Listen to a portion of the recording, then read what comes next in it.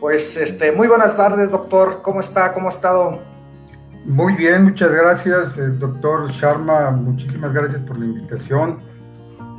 A tus órdenes. Muy emocionado por esta entrevista, que Sí, es qué la bueno. primera de muchas, espero. Claro que sí, yo también estoy muy emocionado de escucharlo. Muchísimas gracias por su tiempo.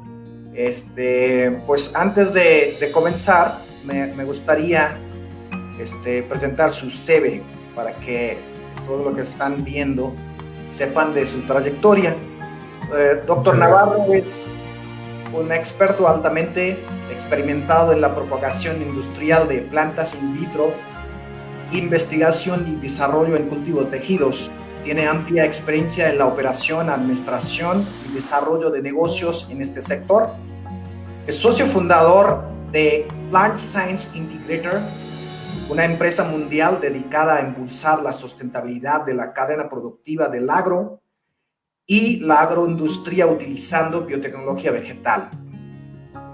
Fue responsable del lanzamiento y desarrollo en México de AgroMod, división in vitro en 1998 hasta 2016, con las instalaciones más modernas para la micropropagación a gran escala de plantas de cultivo de plantación, incluyendo agave, banano, plátano, papaya, café, bayas rojas y otros ornamentales como cordillinias, yucas, orquídeas. Inició la creación entre 2016 y 2019 de NSIP, Nature Source Improved Plant, una fusión entre AgroMod in vitro y Nature Source Genetics, una empresa de micropropagación de Estados Unidos, para investigación, desarrollo de nuevas técnicas de cultivos in vitro, mejoramiento genético y genómica para la agricultura. Ha participado en la producción de más de 115 millones de plantas micropropagadas a partir de organogénesis y embriogénesis in vitro. Además, fueron entregadas a los sectores agrícola y hortícola en México, Centro y Sudamérica, Estados Unidos y Europa. Pues muchas gracias, doctor. Bienvenido. Todo un honor para mí poder conversar sobre un tema tan importante que todos nos interesa a todos que trabajamos en área de ciencias biológicas. Micropropagación, doctor, como tal, pues sabemos que empieza desde los 70s, siendo una de las áreas, digamos, más aplicadas de biotecnología, desde cuando ni siquiera se había denominado el término de biotecnología. Biotecnología como tal pues, se denominó por los 90s, pero siendo una de las técnicas tan aplicada, ¿no? Donde se creó la orquídea, ¿no? Se pudo producir esas especies de orquídea de Estados Unidos, y desde ahí, pues ya sabemos la historia de plátano, fue producido en diferentes partes del mundo, en África, en Asia, en Europa, también la historia de papaya, como la micropropagación, salvo el problema de papaya desde Brasil, Estados Unidos. Sin embargo, siendo una técnica tan aplicada, me llama mucho la atención que en los últimos tantos años, desde 70 para ahora, que son 50 años, siendo una técnica transversal, porque también se utiliza en la parte de ingeniería genética, en biología molecular, parte de las ciencias básicas, pero siendo una técnica tan aplicada, ¿por qué no se ha aterrizado o consolidado este sector de micropropagación o ese sector agrobiotecnológico? Porque esa técnica pues, permite producir plantas en las cantidades enormes y dentro del laboratorio, donde pues, no se requiere ni macetas, no se quiere suelo, no se quiere campo. Dentro de un espacio tan pequeño, a partir de una partecita de hoja o tallo, se pueden producir miles y millones de plantas, siendo una técnica, digamos, tan eficiente, porque en México todavía en estos 50 años no vemos un sector consolidado con esta técnica. Bueno, nuevamente muchísimas gracias por la invitación, doctor. Para los que nos están escuchando, yo creo que muchos conocen ya al doctor, algunos otros no lo conocen, pero él es de origen hindú es un doctor en biotecnología y tiene a su cargo el Centro de Bioingeniería del Tecnológico en el campus Querétaro, mi alma mater, por cierto. Entonces, muchas gracias por la invitación nuevamente.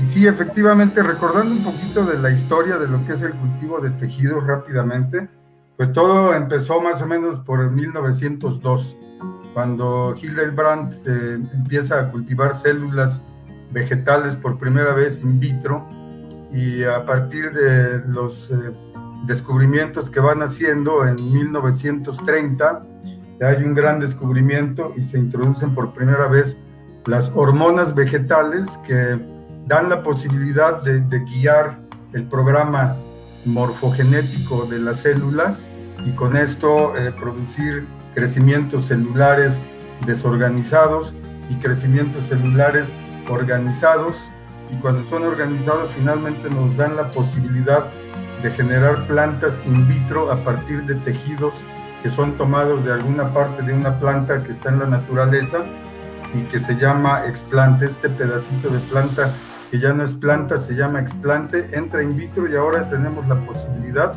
de generar plantas a partir de esto. Y como muy bien mencionaste, las orquídeas marcan un hito muy importante.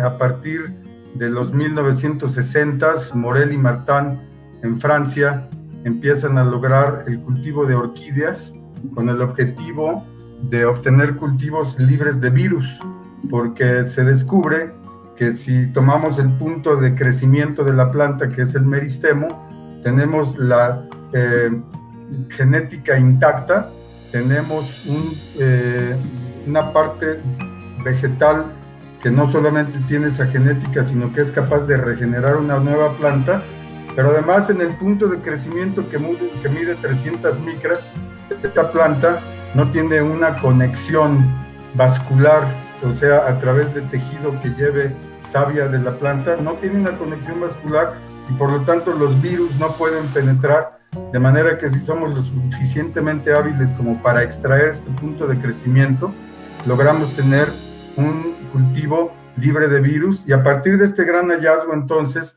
se perfila ya este sector de la investigación como una tecnología para la producción de plantas libres de virus.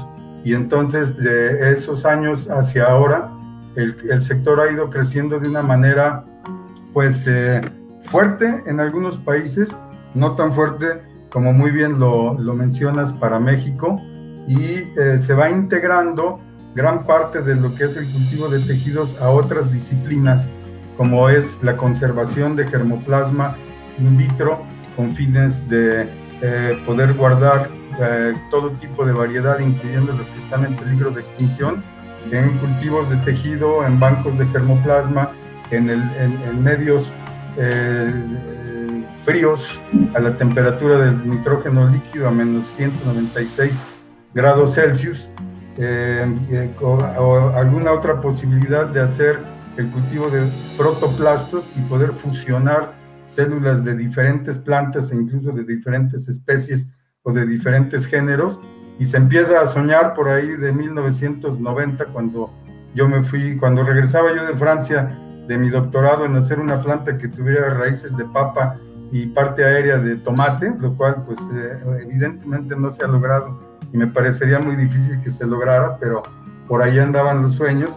La producción de metabolitos secundarios, que eso es toda una realidad, que a partir de células cultivadas in vitro en medios líquidos donde están nadando y produciendo metabolitos secundarios, sí se puede hacer la ordeña de ciertos productos que pueden ser utilizados con fines, por ejemplo, farmacéuticos, y la micropropagación, que es un área que sí está muy aterrizada en algunas partes del mundo. Yo diría que en México ya empieza a haber un auge de esta tecnología, y si me puedo extender más en esta parte de la entrevista, yo te diría que a partir de 2012, probablemente, tal vez 2006, que lo hago coincidir con el inicio de los sexenios, hubo una política de apoyo a la creación de laboratorios de cultivo de tejidos, y entonces por todo el país empezó a crear una gran cantidad de pequeños laboratorios que nos llevaron a tener una capacidad que existe hoy con gente, yo diría, muy talentosa, porque en México hay gente muy talentosa por todos lados. Yo he visto una buena parte de estos laboratorios y tienen un desarrollo de protocolos muy adecuado, que tienen una capacidad de producción que puede ir desde 200,000 plantas hasta 2 millones de plantas. El ejemplo pues número uno evidentemente es Agromod NSIP en Chiapas, que es la empresa que me tocó crear y levantar a mí hasta donde la dejé el año pasado. Y sí, hay una capacidad muy importante, y sin embargo no son muchos los laboratorios que están funcionando a gran escala, ni tampoco son grandes cantidades de plantas las que se están utilizando para micropropagar. Y entonces el por qué, yo creo que básicamente es porque tenemos un desconocimiento fundamental de cuál es el propósito de utilizar este tipo de tecnologías, y también durante muchos años le tuvimos miedo a los costos, ¿no? Siempre se ha dicho que estas plantas son un poco más costosas que las que te puedas encontrar en otros mercados, pero yo creo que una planta micropropagada probablemente esté en un costo, vamos a decir, alrededor de entre 50 centavos de dólar y $4, dependiendo de si la obtienes in vitro, la obtienes adaptada en un invernadero, o la tienes ya como una planta lista para irse al campo. Y también si esto está ligado a un desarrollo de mejoramiento genético, en donde existe una patente o una protección intelectual del producto. Entonces, al final de cuentas, una semilla híbrida de los mejores variedades o híbridos de tomate te cuestan 2 euros. Entonces, podemos perfectamente comparar el precio. Así es que para mí el precio no es un impedimento para que esta tecnología se haya expandido. Creo más que es por el desconocimiento, pero también porque los laboratorios no han tenido la posibilidad de entrar rápidamente a un escalamiento de las tecnologías. Y esto es parte de lo que nos duele un poquito en México, de que sí, a pesar de que tenemos capacidad instalada, de que tenemos laboratorios, de que tenemos gente talentosa, no hemos logrado esa operatividad de los laboratorios que nos permita entrar a la producción a gran escala. Muy bien, pues lo que comenta de desconocimiento, la verdad, yo creo que es uno de los puntos claves, porque yo no tengo 30 años haciendo micropropagación como usted, por supuesto, pero tengo unos 10 años o 8 años, digamos. Pero yo he notado que esa técnica pues se ha quedado cerrado en las bitácoras, y por muchos casos algunas publicaciones científicas, ¿verdad? Pero los jóvenes, los investigadores, pues no alcanzan a ver que esto, pues ya una vez desarrollado, podría ser un proyecto, una startup, una empresa, ¿verdad? Y muchas veces se consideran también los protocolos a una escala muy pequeña. Por ejemplo, llamamos hasta micropropagación por unas 5 plantas que tengamos en frasco, vemos, ok, pues ya tenemos el protocolo, que no es cierto, ¿verdad? Porque teniendo 5 plantas en un frasco, eso no le llamaría micropropagación. Más bien, esto tiene que estar, pues, una escala mucho más amplia. Por supuesto, también tiene que ver el proceso de adaptación, aclimatización. Además, hay que ver las plantas cómo están creciendo, ¿verdad? Porque teniendo unas 5 frasquitos ahí y 5 macetitas ahí, le llamamos, bueno, ya hicimos el cloncito, pero no es realidad. Realmente todo un proceso de micropropagación tiene una complejidad biológica muy importante, y solamente se puede estimar cuando ya tenemos todo aterrizado en el campo, cuando podemos ver las plantas cómo están creciendo, ¿verdad? Eso sería, digamos, un proyecto completo, un protocolo de micropropagación completo. Además, la reproducibilidad, ¿verdad? Porque los protocolos, ya sabemos que las plantas son muy raras, ¿verdad? cambian por especie, no se pueden clonar todas las plantas, pero bueno, es un tema que igual más adelante me gustaría ir tocando, pero me gustaría saber de cuántas empresas estamos hablando en México. Bueno, pues, muy buena pregunta, yo no sé, yo creo tener una idea de que probablemente haya 30 laboratorios comerciales de diferentes tamaños. Comentaba hace un momento que podría estar entre 200,000 plantas y 2 millones de plantas, dependiendo de qué planta se trate. Cada especie es diferente para su micropropagación y dependiendo de cuáles sean las tecnologías que se empleen para micropropagarlas. Entonces, por ejemplo, tienes organogénesis por un lado y tienes embriogénesis, que se hace más en medios líquidos. Tienes un trabajo en campana que es muy manual y requiere una gran cantidad de mano de obra. Y tienes también, por otro lado, los bioreactores, sistemas de inmersión temporal que trabajan con medio líquido y que entonces hacen la multiplicación de las plantas en estos medios líquidos.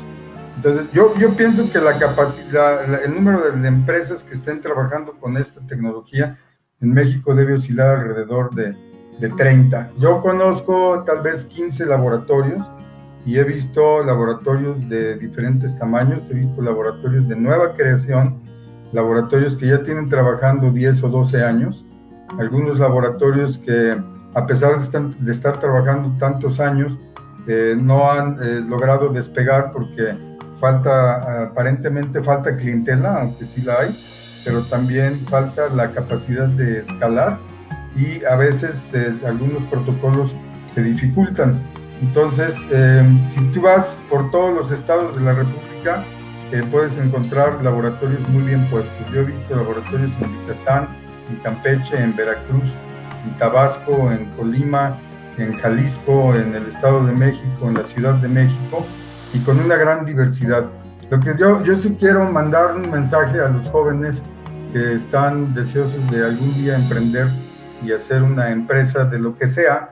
Probablemente alguno de ellos la quiera hacer de micropropagación, pero sí le tienen que poner mucho empeño y tienen que ser muy perseverantes, ¿no? En lograrlo. Identificar muy bien cuáles son los objetivos y a partir de ello no dejar de hacer la lucha, porque estoy seguro que lo van a lograr. Yo he visto gente que cultiva orquídeas, por ejemplo, y no creo yo revelar ningún asunto de secrecía aquí, pero un laboratorio, por ejemplo, en Iztapalapa, que está hecho en las diferentes partes de una o dos casas y que con el tiempo va creando un negocio sustentable que le permite vivir a más de una familia. En un momento dado, en ese Iztapalapa de tantísima gente que ahora crece en pisos, te encuentras que están haciendo un laboratorio en un segundo piso, con un invernadero en un tercer piso, tienen un mercado perfectamente identificado y van adelante con una producción probablemente de 80 o 90 mil plantas al año, muy bien vendidas y que les permite estar en ese mercado, en ese nicho que ellos mismos han creado. Y te encuentras laboratorios como el de Chiapas, que es un laboratorio que produce 8 millones de plantas al año y que tiene proyectos muy bien fundamentados, en donde hay que entender que no se producen plantas porque son bonitas o porque el cultivo de tejidos es muy llamativo, sino porque hay un objetivo económico y agrícola detrás de esto. Entonces, uno de los retos más grandes con los que me enfrenté al principio fue el de producir plantas de agave azul para la producción de tequila. Aproximadamente en 1999 a 2001, la industria de la producción de agave para tequila sufrió una debacle en la que empezaron a perder gran cantidad de los agaves que tenían en campo por abandono, por enfermedades, porque no tenían sistemas agrícolas bien identificados, porque el tequila no era una bebida que tuviera el auge que tiene hoy. Cuando yo estaba en la universidad, allá en el TEC de Querétaro, una botella de tequila te costaba 28 pesos y pues nos alcanzaba para una buena fiesta. Después se volvió una bebida de gourmets, de alta cocina, internacional, todo el mundo tiene un tequila reposado, un tequila añejo, y gracias a eso entonces la industria del tequila, por todo el marketing, publicidad que le imprimieron, la empezaron a levantar al punto en el que entonces sí el tequila empezó a ser una bebida altamente demandada. Solamente México en 1999 consumía 100 millones de litros de tequila al año. Después inventaron bebidas que les gustaron a las mujeres, y cuando las mujeres se incorporaron a tomar el tequila con su refresco de toronja, se incrementó a 130 millones de litros al año, y después incorporaron al mundo entero, y nuestro principal cliente en tequila es Estados Unidos, que se lleva 140 y tantos millones de litros. ¿Y qué pasa con una industria que empieza a tener un auge de ese tamaño? Pues que la demanda de materia prima es monumental, y llegó el momento en el que la demanda de materia prima no alcanzó. La producción de materia prima no alcanzó, no fue suficiente, y se enfrentaron al desabasto de agave para la producción de tequila.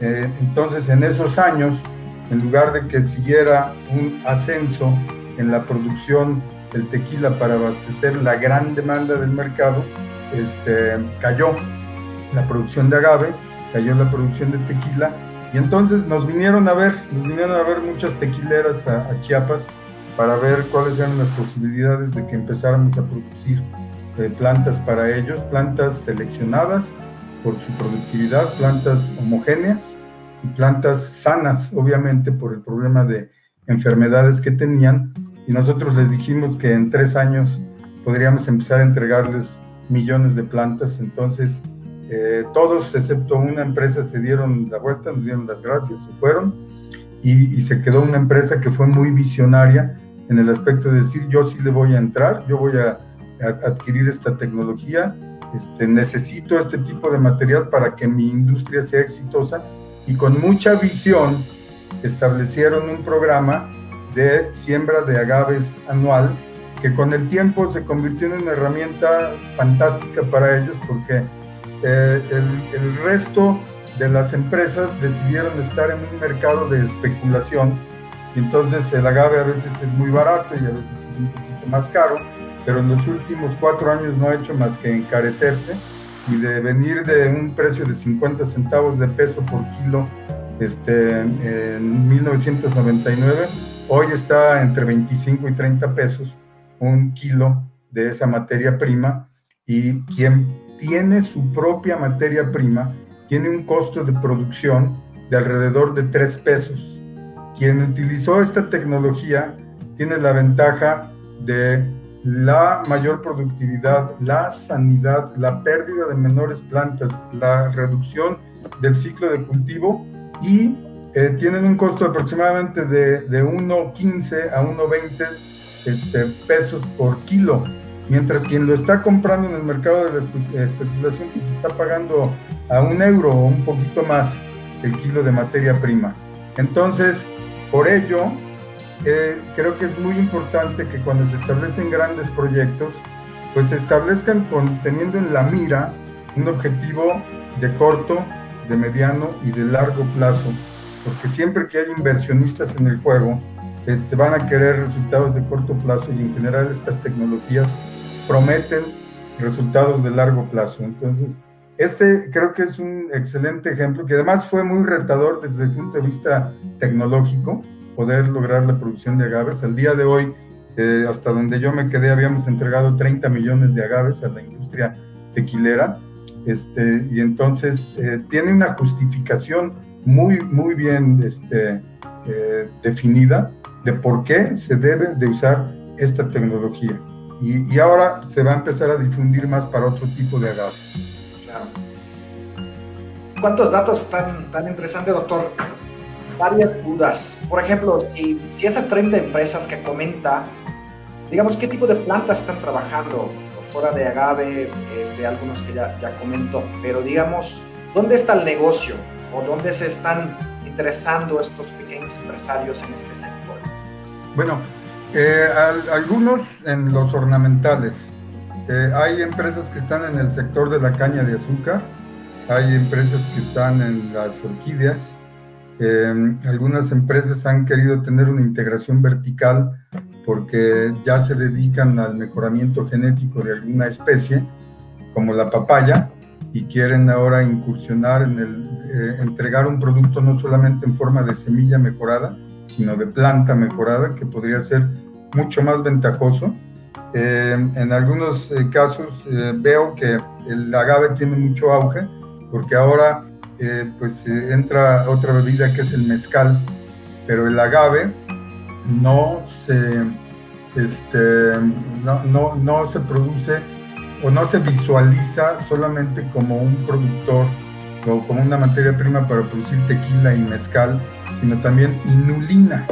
La inulina es el azúcar que produce el agave, así como la caña de azúcar produce sacarosa, que son dos moléculas, glucosa y fructosa juntas, es el azúcar de mesa que conocemos y con la cual endulzamos nuestro té o nuestro café.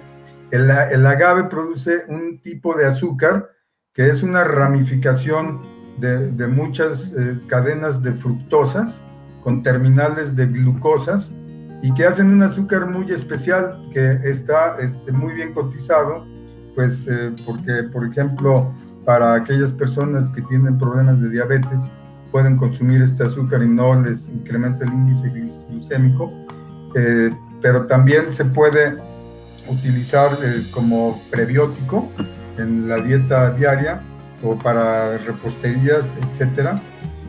Y más allá de ello, porque yo tengo mucho contacto con gente muy especializada en el agave ahora puede ser utilizado para la producción de etanol, y cuando se visualiza como un proyecto local, ese etanol puede ser utilizado también para una mezcla con gasolinas y poder sustituir algunos de los productos que se utilizan hoy para mezclarlos con las gasolinas y tener una mejor ignición, o se puede utilizar como alimento para ganado en un mundo con un cambio climático que obliga cada vez más a utilizar las zonas áridas para producir plantas, y el agave es un ejemplo perfecto, que no necesita riego, que no necesita gran fertilización y que no tiene problemas de plagas y enfermedades todavía importantes, para la producción de bioplásticos, la producción de biogás, etcétera. Entonces hay mucho interés en el agave, y veo que algunas de las empresas están enfocando sus baterías hacia allá, pero y también en plátanos, en bananos, en papas, en camotes, en diferentes productos que se producen hoy en el campo mexicano. Todas estas empresas han visualizado un producto que creo que lo han hecho con gran definición, y probablemente lo que esté faltando es, como dije hace un momento, es la operatividad que les permite a estos laboratorios ir creciendo en la parte de saber producir grandes cantidades de plantas en el tiempo que se necesitan para el campo, con la calidad que se requiere para que tengan el efecto buscado, y con el costo que les permita hacer un negocio, porque si no, entonces no van a poder subsistir. Aquí estoy viendo los mensajes. Muchos saludos a todos los amigos que nos están viendo. Me da mucho gusto. Sí, pues qué bueno, doctor. Y, por ejemplo, en cuestión de costos, hay un concepto que algunos entienden que es una planta micropropagada, seguramente tiene un costo más alto, pero en realidad no es cierto, ¿verdad? Todo depende de la técnica y la manera de propagar. Las plantas, se puede reducir el costo, de hecho más barato que una planta crecido desarrollada en víveros. No sé qué tan cierto sea eso. Sí, bueno, yo comentaba hace un momento que el costo puede ser muy competitivo, pero también puede ser visto como algo muy caro, ¿no? Mira, por ejemplo, los productos que producíamos en Chiapas: agave tequilero, plátano macho, arándanos, café robusta. En algún tiempo estuvimos produciendo algunos ornamentales, y algunas plantas como papaya, que tienen nichos muy específicos. Todo va a depender de cuál es el propósito para el cual están destinadas estas plantas, ¿no? Entonces, si hablamos de agaves tequileros, bueno, son plantas que probablemente estén alrededor de $1 o €1, y probablemente el material que se consiga en campo pues cueste la mitad o menos de la mitad. Entonces, seguramente que la mayoría de los productores van a pensar que las plantas micropropagadas son caras, pero ya vimos que en perspectiva no lo es, porque si al final de cuentas las empresas van a depender de un mercado de especulación en donde el precio de la materia prima es altísimo, estoy seguro que con la planeación adecuada siempre van a preferir tener la producción de su propia materia prima. Y entonces habrá una parte de mercado de especulación y habrá algunas empresas que prefieran encaminarse hacia la utilización de estos productos. Pero si hablamos, por ejemplo, de arándanos, que es un cultivo, digamos, todas las berries, cuando yo era niño, hace no mucho, no comíamos berries como ahora, no teníamos tantas frambuesas y blueberries y arándanos y en fin, zarzamoras, puede ser que un poquito. No estaban en todos los supermercados como están hoy. Hoy hay 41,000 hectáreas de berries en México, incluyendo a la fresa. Y el nombre del juego, the name of the game, como dicen los gringos, se llama propiedad intelectual. Entonces, en este rubro en particular, se han desarrollado empresas que tienen de mejoramiento genético, que están dedicadas a la producción de nuevos híbridos y nuevas variedades, y que van adelante de todo mundo, 2 o 3 empresas, van adelante de todo mundo, entonces son las que están alimentando al mercado con nuevas variedades, están patentadas, son quienes las propagan, y entonces evidentemente que además es un cultivo que tiene un buen margen, entonces el precio de la planta es alto, ¿no? Es una planta que puede estar entre $2.50 y $5 por planta, lista para que se vaya a un túnel plástico o a un campo. Y termino esta parte diciendo que hay otras plantas como el café. El café es una especie del sector social. En México hay 550,000 hectáreas de café. Probablemente el 95% de estos sean cafés arábicas y el resto cafés robustas. Y es un sector que no puede pagar la planta al precio que me digas. Entonces, en ese caso, los gobiernos, las grandes empresas que dependen de esta materia prima y los productores organizados, ya sea beneficios de café o asociaciones de productores, han hecho esfuerzos mundiales, y México no es la excepción, para tener plantas disponibles, mejoradas, y aquí ya no es una propiedad intelectual que le pertenezca a alguien en lo particular, sino que se deja abierto y con nuevos híbridos se está llegando al productor pequeño que tiene 1,5 hectáreas en promedio en México, y son todos estos organismos quienes ayudan a financiar y a hacer una realidad la producción de estas plantas. Hasta el año pasado se habían entregado 16 millones de plantas de café robusta, en donde Nestlé impulsó, financió este proyecto, y NSIP Agromod In Vitro hizo posible y una realidad la parte de la producción de las plantas in vitro. Entonces son 16 millones de plantas, 15,000 hectáreas, 15,000 familias favorecidas que tienen acceso a este producto y que incrementan su ingreso anual. Ya lo actualicé porque el salario mínimo cambió mucho recientemente, por fortuna y para bien, pero en 400 salarios mínimos aproximadamente su ingreso. Entonces, bueno, estos son datos que te hacen ver que dependiendo de los sectores donde estemos incursionando con esta tecnología, podemos tener impactos diferentes y podemos ver cómo se utiliza y entonces platicar si es caro o no el tener este producto y quién lo va a financiar. Pero se necesita. En México no somos autosuficientes en la producción de semillas para plantaciones de calidad. No producimos ni tenemos, aunque lo compremos de afuera, ni el 40% de lo que necesitamos para tener plantaciones de calidad en este país.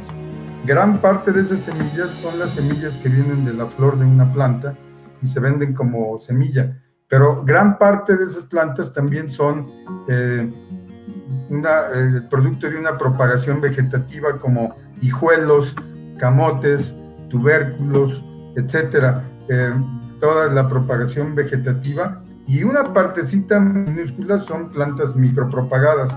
Entonces creo que hay mucho espacio para todas esas empresas orientadas de la manera correcta para que en México empecemos a pensar en incrementar ese 40% y llevarlo caminando hacia la autosuficiencia, pues tanto como podamos impulsar en las diferentes especies y en los diferentes sectores. Puede significar un gran esfuerzo, pero bueno, pues esa es parte de lo que nos toca hacer. Claro, pues como al último comento, por ejemplo, Holanda tiene más de 100 empresas, produce casi 300 millones de plantas, porque también son los fabricantes de casi 30% de alimento de toda Europa, ¿verdad? Pero México también creo que tiene un gran potencial y toda la superioridad en cuestión de geográfica, ¿no? De condiciones y todo lo demás. Además, a mí me llamó la atención, por ejemplo, tenemos un lado muchísimas plantas, ¿no? Que tiene, digamos, un mercado establecido, que es el agave, muchas plantas, muchas frutas, berry, por ejemplo. Ya conozco algunas empresas que ya usan micropropagación para cultivar berry, ya en México, de hecho, los traen, algunas están haciendo aquí. Pero también tenemos un mercado, una oportunidad muy grande que estamos perdiendo, que tiene que ver con esas plantas que son endémicas de México, de la región. Tenemos plantas medicinales que tienen un mercado establecido en el área de medicina, con aceites esenciales y alimentos, por supuesto. Entonces, área igual ya no se está tocando tanto, ¿verdad? Porque el interés más bien se va más con el mercado más establecido, que es orquídea, por ejemplo. El precio tal vez es más atractivo en vender una orquídea. Si fuera una orquídea, pues hasta se puede vender en 2,000 pesos, 1,500, 800, 600, ¿verdad? Que no es el caso de otras plantas. Pero bueno, tal vez nos está escapando esa área donde hay una lista importante de Semarnat, cuántas plantas importantes de México endémicas y medicinales están en México, ¿verdad? Pero muchos de ellos tienen potencial farmacológico, muchos ya podrían tener un sector importante en la área de medicina. Bueno, yo tengo, yo tengo una inquietud en este sentido. Por ejemplo, he estado trabajando con varios proyectos con los muchachos de un curso que imparto, ¿no?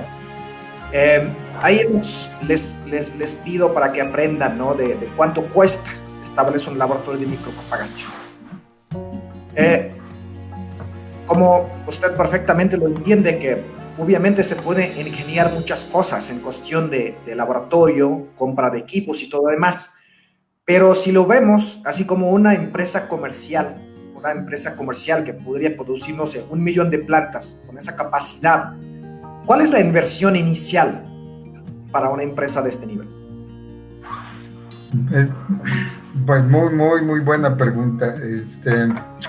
Yo creo que depende muchísimo de cómo visualices esa empresa, ¿no? Hace rato mencionaba el ejemplo del laboratorio en Iztapalapa, y también he visto otros laboratorios instalarse desde antes de hacer cualquier planta, con muy buena tecnología y un edificio nuevo, etcétera. Entonces, yo creo que dependiendo del ejemplo, tal vez estemos hablando de entre 400,000 pesos y 12 millones de pesos.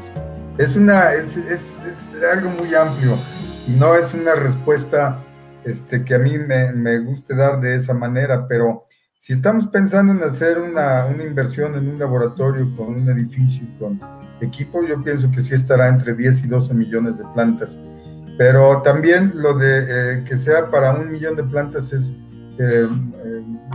puede ser muy variable porque, repito un poco lo que dije antes, dependiendo de la especie, dependiendo de la tecnología y dependiendo de la estacionalidad para esta especie, van a variar fuertemente los volúmenes.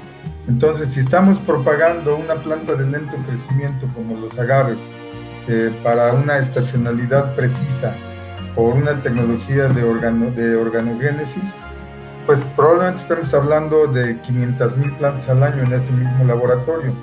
Y si ese laboratorio lo dedicamos a producir plantas de café por embriogénesis somática y le estamos llevando al invernadero todo el año plantas, aunque las convierta en plantas para el campo de manera estacional y sirva como buffer para poder estar recibiendo todo el año plantas de laboratorio y llevándolas estacionalmente al campo, entonces probablemente ese mismo laboratorio pueda producir 4 o 5 millones de plantas. Y si además le agregamos el componente de que podemos hacer una propagación hortícola de cualquiera de estas plantas en el invernadero de una manera muy cuidando la asepsia, cuidando la sanidad de la planta, cuidando la calidad, pues entonces podríamos incluso aspirar a producir mucho más plantas. Entonces, por eso yo creo que todos los laboratorios deben de visualizar muy bien cómo quieren ordenar su producción, hacia dónde está destinado el producto que van a estar produciendo en ese laboratorio. En ese sentido, yo quiero hacer una especie de anuncio aquí, porque ahora en mi nueva faceta, porque tú sabes que yo salí de NSIP el año pasado y he estado en contacto con mucha gente, con muchos laboratorios. Veo que en el Facebook hay clubes de gente que cultiva in vitro y que ustedes también anuncian que lograron la micropropagación de la paulonia, etcétera. Estamos intentando formar un grupo de laboratorios en donde podamos fomentar que haya un intercambio de información, que podamos poner tecnologías a disposición de diferentes laboratorios, que podamos orientar mercados, que es lo que mencionabas hace un rato, de diferente manera, porque probablemente hay gente que necesite plantas de cierto tipo en algún lugar y tengamos un laboratorio disponible, y que poco a poco vayamos creando una red que podemos ir inscribiendo de diferentes maneras para que pueda tener una representación legal y pueda tener una actividad nacional y que podamos ir teniendo la información necesaria para orientar de la mejor manera nuestro proyecto y nuestro producto. Una cuestión que hay que mencionar también, el cultivo de tejidos en esta área de micropropagación tendrá que estar ligado forzosamente a producir una planta superior. O sea, nosotros no vamos al jardín, tomamos la planta más bonita y la reproducimos nada más por eso, porque no tiene caso tener el músculo de la micropropagación si no tienes una planta mejorada. Como no tiene caso tener la planta mejorada si después no tienes el músculo de la micropropagación para difundirla. Entonces, esto va de la mano y va pegado, y muchas veces no puedes tú hacer el mejoramiento genético, pero si eres bueno en micropropagación, sí le puedes decir al breeder o al mejorador: oye, yo soy bueno en esto y puedo trabajar contigo para que tú lleves tus plantas a buen destino. Una de las mejores empresas que conozco en el mundo se llama Hark Orchiden, H-A-R-K, Hark Orchiden, que está en Lippstadt, en Alemania.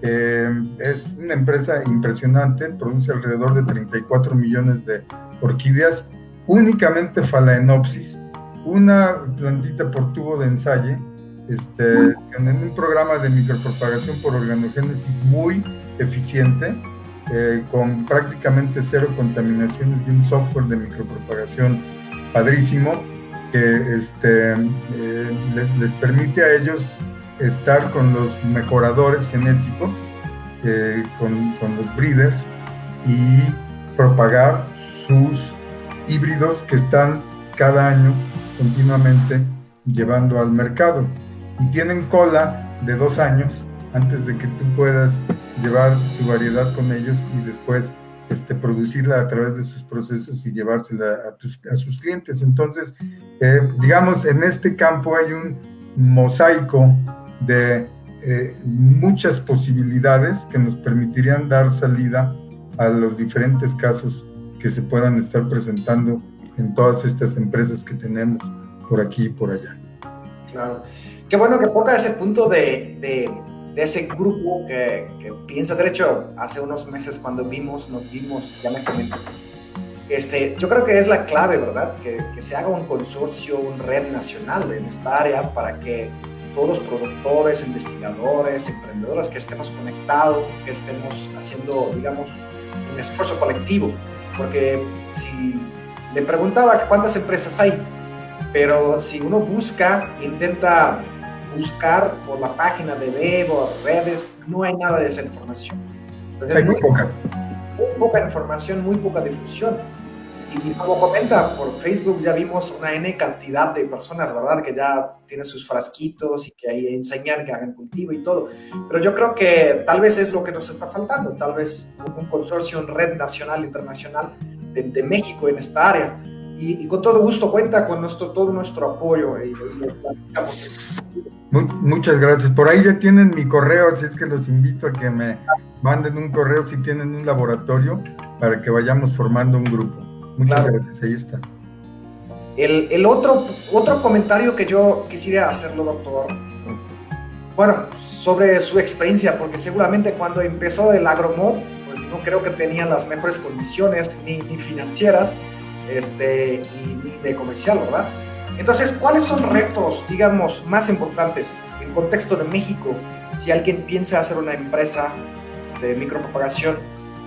¿Cuáles son retos más importantes que uno tiene que considerar? Bueno, sí, efectivamente, a mí me tocó ser el primer empleado de esa empresa. Ahora tiene 2 divisiones, una en Estados Unidos y otra en Chiapas. Tiene aproximadamente 300 gentes, no solamente 2 laboratorios de micropropagación, sino uno de investigación y desarrollo y un área de investigación en mejoramiento genético. Y se fue desarrollando muy bien. Teníamos un apoyo empresarial fantástico. Eso a mí me ayudó mucho porque el entorno de empresa, con la experiencia de mi director, el ingeniero Jorge Fundivesi, con la experiencia en los negocios del ingeniero Alfonso Romo, y con todo el equipo de gente de Chiapas, que aquí los saludo y siempre les digo que viva Chiapas, porque creo que su gente es valiosísima y logramos hacer un gran equipo. Sí nos fuimos enfrentando a diferentes retos que son muy interesantes de mencionar aquí. El primero fue el lograr producir plantas a gran escala, ¿no? Entonces, teníamos proyectos definidos de ornamentales, introdujimos proyectos de bananos, introdujimos un proyecto de agaves, y entonces empezamos a trabajar en el mercado el concepto de planta micropropagada, que no era tan conocido como hoy aquí en México, ¿no? Estamos hablando de 1990, 98, perdón, aproximadamente, y entonces en paralelo fue empezar a desarrollar el mercado, empezar a llevar el concepto de lo que es la planta micropropagada a las empresas, así como empezar a tener una organización en la que pudiéramos ser capaces de producir millones de plantas, porque déjenme decirles que en agave ya teníamos vendidos 8 millones y no éramos capaces de liberar ni las primeras 50,000, y nos tardamos un año que fue muy costoso para todos, pero al fin empezó a salir el proyecto. Yo creo que algo de lo que adolece la mayoría de las empresas pequeñas en el sector agrícola y el biotecnológico no se salva de ello, es de una organización operacional como un sistema. Si ustedes ven las empresas industriales, tienen ingenieros industriales que están en la parte de la ingeniería del proceso, de la medición, de la estadística, del estar perfeccionando continuamente sus procesos, y en el sector agrícola no es así.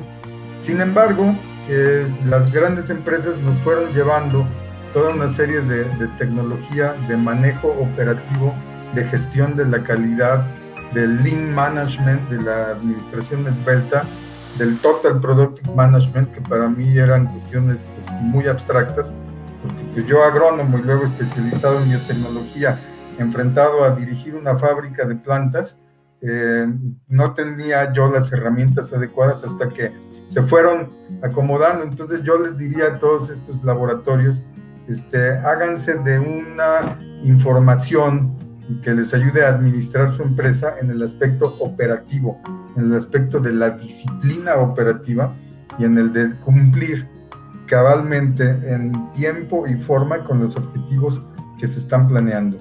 Y junto con esto va a venir un aspecto de gestión de la calidad muy importante, porque la calidad no es solamente que salga una planta con las especificaciones que estamos buscando, sino tener una gestión día a día, minuto a minuto, de cómo se están llevando a cabo los procesos para que podamos generar una mejora continua en un círculo de calidad que cree una espiral ascendente y que nos vaya llevando a ir mejorando cada vez más en los aspectos de la eficiencia, que van finalmente a redundar en crear un margen, porque si no hay margen y no hay ganancias, pues no hay empresa, y entonces eso se va a desanimar al inversionista y va a derivar en que pues tengan una especie de juguetito ahí que se ve muy bonito, pero pues lo tienen en su mínima expresión, y el potencial es enorme, como ya lo hemos mencionado. Entonces yo creo que por ahí va la cuestión: mercado, disciplina operativa, sistemas que permitan mejorar la productividad y el gerenciamiento a través de la gestión de calidad. Todo esto es muy importante, y ya hay empresas que te dan esa tecnología, así como podemos llevar la tecnología de micropropagación. Hay quien te lleva la tecnología de administración y son muy buenos y están adaptados a todo tamaño de empresas. Entonces creo que también para todos los jóvenes y los no tan jóvenes que tengan una empresa de micropropagación, esta información a lo mejor ahorita les suena un poquito raro o abstracto, pero créanme que se tienen que meter en ese tema y les va a servir muchísimo poder sacar adelante su empresa de una manera muy profesional. Claro. Ahora, la parte técnica, porque como ya hemos platicado, como que siendo una técnica muy llamativa, ¿verdad? Pues es desafortunadamente, por eso creo que se queda en la bitácora y ahí en los laboratorios, ¿no? Porque pues para tomar fotos y se ve padre y bonito, está bien. Pero también tiene sus retos técnicos muy importantes, ¿verdad? Que las plantas no se crecen así, como que todo se puede clonear, ¿verdad? No. Yo tengo una planta aquí de endémica medicinal de Querétaro que duró 2 años y todavía digamos que tenemos pues unas variaciones que no nos gustan. Entonces yo no lo llamaría que está estandarizado. Y por otro lado, tengo algunas plantas que fueron, digamos, un poco más sencillos en el proceso de establecimiento, y por supuesto hay que ver en el campo cómo se van a desarrollar. Pero parte técnica también, pues tiene muchos retos. Ahí tenemos vitrificación, tenemos variación somoclonal, tenemos también es muy importante seleccionar qué técnica vamos a utilizar, porque dependiendo de la técnica, la parte de la planta, el producto final cambia, ¿verdad? Aclimatización también, la tasa de sobrevivencia de esas plantas, cuál sería lo más rentable en este sentido. Entonces sí tiene muchas partes muy importantes, y en este sentido me gustaría que pudiera platicar un poco de cuáles son las técnicas, digamos, que ya es Alzheimer o el meristemo, ¿verdad? Que pues, también tiene un uso de desarrollo de plantas sin virus, pero también existe protoplasto, también existe embriogénesis somática, fuera de la organogénesis. ¿Cuál es la técnica, digamos, que se ha estado utilizando mayormente en esta área?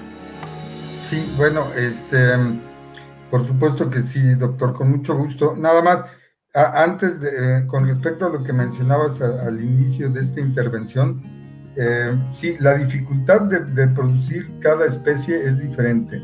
Y un aspecto que es importante cuando entras a la parte industrial y de negocios es no estar cambiando de especie cada 30 días, porque a veces los empresarios que son muy soñadores, y yo tengo mi parte de empresario y de soñador, pues queremos, pues hoy esta especie y mañana esta otra, y el fin del año ya cambiamos de nuevo, y no, ahí sí no se puede.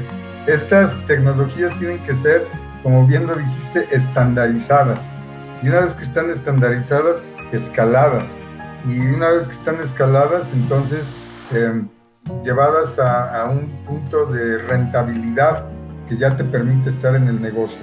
Y eso se lleva años, no meses, ni mucho menos semanas. Entonces, esa es una condición.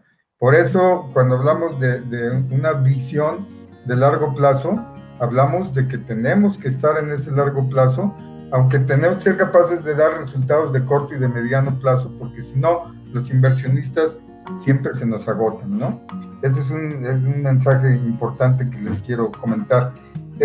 Respecto a las tecnologías que se utilizan para micropropagación, bueno, voy a mencionar algunas que se utilizan para otras cosas que no son micropropagación, porque tú las mencionaste. Por ejemplo, la extracción de meristemos, la formación de embriones somáticos, que es producir un embrión a partir de una célula, nos permitiría llevar a medios de cultivo de lento crecimiento germoplasma que podemos conservar por mucho tiempo, y mejor aún, somos capaces de congelar una célula mediante ciertas tecnologías que eviten que se rompa, ¿verdad? Porque si tú congelas, si tú metes una fruta al congelador y después la descongelas, está aguada porque todas las células se reventaron y no aguantó el congelamiento. Entonces, hay tecnologías que te permiten ir congelando paso a paso esas células para que no revienten y puedan ser llevadas a la temperatura del nitrógeno líquido, y así como se guarda el semen de los toros para después inseminar vacas, pues aquí se guarda una célula vegetal que está congelada. Nosotros lo hicimos en Chiapas, congelamos meristemos de papaya y unos días después los descongelamos y las plantas se desarrollaron perfectamente en el campo. Entonces esa es una tecnología de criopreservación que nos ayuda a conservar germoplasma, que pueden ser especies en peligro de extinción o pueden ser accesiones dentro de un programa de mejoramiento genético. También existe la producción de protoplastos. El producir un protoplasto quiere decir desnudar a una célula de su pared celular. Las células vegetales, además de membrana celular, tienen una pared celular, entonces es desnudarlas y permitirles que cohabiten con otras células para eventualmente lograr una fusión y hacer una hibridización de células que finalmente puedan generar una planta. Es muy importante en todos estos programas que seamos capaces de regenerar una planta a partir de una célula, porque de poco va a servir que fusionemos dos células y que después no seamos capaces de regenerarlas. Cuando se hacen transgénicos, el evento de insertar un gen extranjero en una célula que lo reciba en su ADN y que después lo pueda expresar, va a derivar en una planta transgénica si y solo si somos capaces de regenerar una planta completa, funcional, a partir de esa célula. Entonces tenemos que ser capaces de hacer embriogénesis a partir de esas células. Y cuando se habla del gene editing, de CRISPR y todas estas nuevas tecnologías fantásticas que están emergiendo y que nos permiten hacer mutaciones dirigidas en las células, pues igualmente se tiene que tener no solamente una regeneración, sino una selección, la posibilidad de seleccionar las células en donde ocurrió el evento y después a partir de ellas regenerar una planta completa. Ahora, centrándome más en lo que es la micropropagación, entonces hablamos básicamente de embriogénesis y de organogénesis. Organogénesis es generación de órganos. Tomamos una yema y multiplicamos yemas in vitro en condiciones de asepsia de una manera uniforme y con una cantidad de trabajo manual muy importante.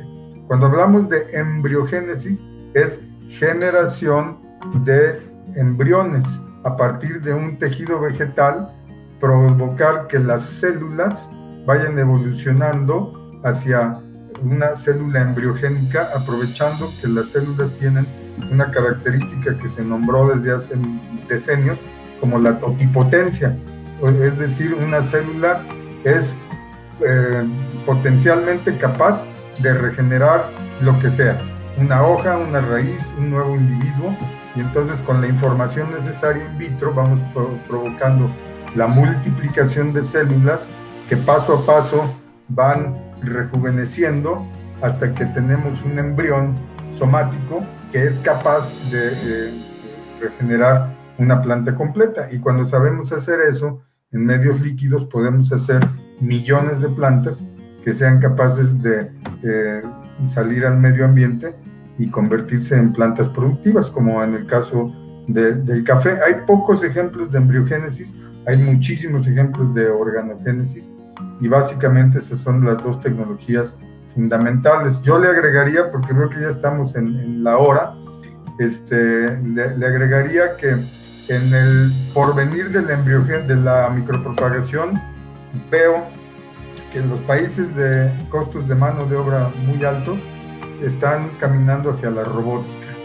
Qué bueno, es muy bueno para esos países, no es necesario para países como México, aquí necesitamos dar muchos empleos, pero es una tecnología fantástica y los holandeses están muy adelantados en esto.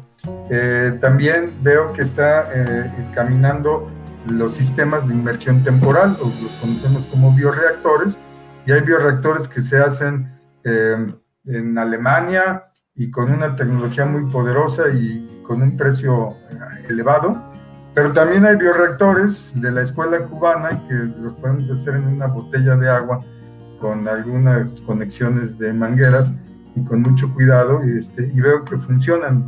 Syngenta tiene una biofábrica en Brasil que produce plantas de caña, y bueno, Syngenta puede pagar los bioreactores caros, pero también han optado por otras tecnologías, y evidentemente la embriogénesis somática es lo que creo que puede ayudar a hacer mucho más eficiente la tecnología, y si bien no vamos a emplear a tanta gente en el laboratorio, sí vamos a emplear a mucha gente en los invernaderos y los viveros para recibir la cantidad de plantas que podemos estar produciendo a través de este tipo de sistemas. Entonces, organogénesis, embriogénesis, principalmente. Claro, y de embriogénesis, pues igual valdría la pena, pues que yo lo vi en Agromod, pues la cantidad del espacio, cómo se reduce de manera tan importante, Sí. Ahorro de tiempo, ahorro de los pasos, ya no hay que preocuparse para proliferación, después enraizamiento, después, ¿verdad? Directamente los embrios, pues son como embrios naturales, ¿verdad? De ese embrio somático que lo llamamos, se crea una plantulita directa con esos bioreactores de inmersiones que comenta. Muy interesante, la verdad, esa técnica, por supuesto. En este sentido, entonces, digo, pues los que están conectados y los que ya van a ver este vídeo más adelante, ¿verdad? Lo muy importante es que esa técnica sigue siendo aplicada, hay que buscar pues las posibilidades, cómo explotarlo, ¿no? Y una parte es que primero se estandarice muy bien la parte de parte técnica, todo el protocolo, no solamente teniendo 5 o 6 plantas, enfatizo mucho en esto, ¿verdad? Que no estamos hablando de 5 o 6 plantulitas y macetas, ya tengo el protocolo, no, realmente es mucho más que allá, implica una complejidad biológica muy importante, ¿verdad? Sí. Y pues, por supuesto también buscar pues dónde vas a vender, a quién vas a vender, establecer todo el mercado, que por supuesto, como ya usted ya comentó bastante cosas, ¿verdad? Muy bien, pues pues doctor, aquí pues tenemos bastante personas conectados, qué gusto verlos aquí. Pues ya, la verdad, me gustaría llevar esa conversación, pero yo sé que podemos llevar 3 horas y no vamos a acabar. Pero bueno, seguramente tendremos otra oportunidad de conversar, estoy seguro, ya estamos viendo eso. Pero aquí tengo, por ejemplo, al menos una pregunta, ¿no? Aquí, de Goretti, pregunta, ¿qué opina de semillas sintéticas? Semillas sintéticas, bueno, es una tecnología que se ha utilizado sobre todo con la mira de poder hacer embriones o meristemos encapsulados en una matriz de un gel que permitiría al meristemo o al embrión después generar una plantita.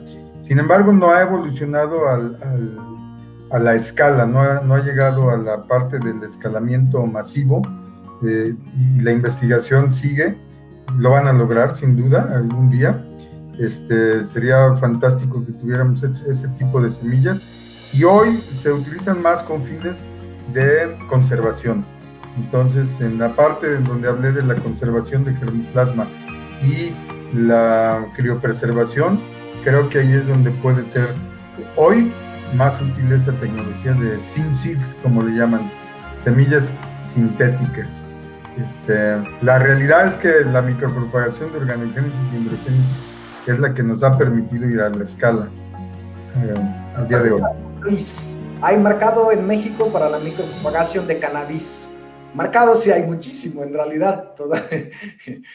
No, bueno, pues, por supuesto, mercado, claro que sí hay. La respuesta es sí, mucho, pero todavía está prohibido, entonces pues hay que caminar con cuidado. Sí, les puedo decir que el cannabis ha tenido un auge increíble. En Estados Unidos y en Canadá se están construyendo permanentemente muchos laboratorios para propagar cannabis. Ahora, hay que ver qué tipo de cannabis, ¿verdad? Porque tienes la cannabis del THC, que es más de efectos lúdicos, y hay la cannabis del CBD, que es más de efectos terapéuticos.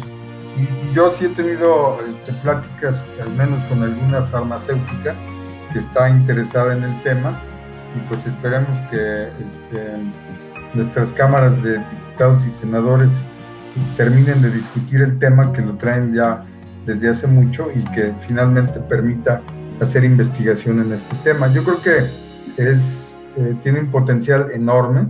He leído algunas cuestiones sobre los efectos terapéuticos, y el potencial es enorme. Y si alguien se podría oponer a que entrara cannabis, pues yo creo que son sobre todo las farmacéuticas, porque les va a quitar mucho mercado. Entonces no está fácil el asunto, porque las farmacéuticas son muy, muy grandes y muy poderosas. Hay muchas empresas en México que pues desde que cambió el gobierno pues ya están preparándose. Pues cuando yo conozco varias personas que han contactado, pero varias empresas ya están haciendo trabajo pues preparativo, digamos, que una vez que haya la licencia, el permiso, pues se avientan con sus proyectos, con sus productos o la producción, lo que sea. Aquí tenemos otra pregunta de Manolo. ¿Es difícil el proceso legal para iniciar una empresa de micropropagación? No, de hecho no hay un proceso legal para iniciar, pero en el camino se van a encontrar con una serie de requerimientos y de requisitos legales que hay que cumplir, y otros que yo recomendaría mucho cumplir. Digo, además de lo que tiene que ver con el constituir una empresa y todos los aspectos legales de la empresa en sí, pues están los aspectos de registrar el laboratorio ante Senacica, obtener las certificaciones de Senacica, tener un permiso por especie a producir y tener toda la parte de demostrar que están produciendo plantas libres de patógenos debidamente ante la ley y de acuerdo a las normas oficiales mexicanas que son básicamente por especie. Entonces, en esa parte sí me parece que tenemos que cumplir si pretendemos llevar nuestro producto a un mercado amplio y sobre todo si queremos después exportar. No es difícil, es engorroso, pero hay que hacerlo. Claro. Ahí, bueno, último aquí, pues, Anabel, doctora Anabel de la UAM. Saludos, Anabel. Pues es cierto, pues ya tenemos varias personas interesadas en el consorcio, doctor. Es una buena noticia. Excelente, excelente. Sí, vi el mensaje hace rato, pero estaba yo hablando y no me dio tiempo de leerlo. Pero el mensaje está les agradezco mucho. Tapa toda la pantalla, por eso lo quité rápido. Anabel, te avisaremos con muchísimo gusto saludarte por aquí. Pues, doctor, pues ya, derecho, pasamos de tiempo, pero pues la verdad ha sido una discusión bien enriquecedora. Agradezco mucho su tiempo, no sé, ¿quiere agregar algo más? Por último. Bueno, finalmente darte las gracias, creo que son temas muy interesantes. Yo estoy participando en algún grupo que ha organizado la Secretaría de Agricultura, donde probablemente se llame algún evento informativo que va a ir por capítulos, Semillas para México, y en donde a mí me va a tocar desarrollar ampliamente el tema de las plantas producidas por cultivo de tejidos, y creo que es una oportunidad muy interesante de participar y de informar al público en general, y de que también el gobierno vea las posibilidades que tenemos en México para participar en ese sector. Entonces, agradezco la oportunidad y creo que es una excelente iniciativa que hagas este tipo de eventos.